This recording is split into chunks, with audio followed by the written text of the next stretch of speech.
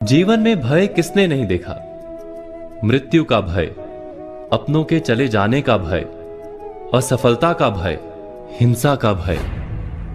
हम जानते हैं कि इस भय या डर के कारण हमारी मति मारी जाती है, बुद्धि चकरा जाती है, हम उचित निर्णय नहीं कर पाते और अंत में जिस बात का डर होता है हम स्वयं उसे सच कर देते हैं।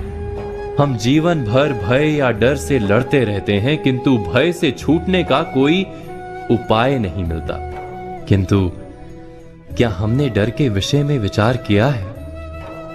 डर वास्तव में क्या है? जिस बात का हमें डर होता है, क्या वास्तव में वही डर का कारण होता है, या डर हमारे मन का भाव मात्र है जिसका वास्तविकता के साथ कोई संबंध नहीं?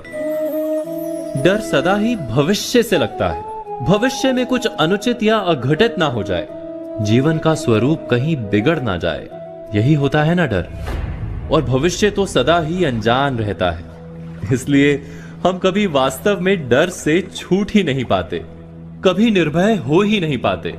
भय हमारे अज्ञान का परिणाम है, क्या ये सच नहीं? गहराई से विचार करने पर हम तुरंत ही जान पाएंगे कि हम जिस अघटित या अनुचित की चिंता में रहते हैं वैसा हमेशा तो होता ही नहीं। भविष्य का क्रम तो हमारे डर से अनजान अपने मार्ग पर चलता रहता है। भय के कारण भविष्य नहीं बदलता, केवल हमारा मन रोग से भर जाता है। किंतु हमारा मन यदि स्वस्थ रहे, हृदय यदि स्थिर रह पाए, तो हम संकट को पराजित कर सकते हैं और जीने का सुख प्राप्त कर सकते हैं। भयभीत मन सुख मिलने पर भी भोग नहीं सकता। जिस क्षण हमें ज्ञान हो जाता है कि भविष्य पर हमारा अंकुश नहीं किंतु अपने मन पर अवश्य अंकुश है, उसी क्षण हम भय को पराजित करके निर्भय बन सकते हैं। केवल इतना ही ज्ञान आवश्यक है कि भय किसी परिस्थिति का नाम नहीं, हमारी मनस्थिति का नाम है।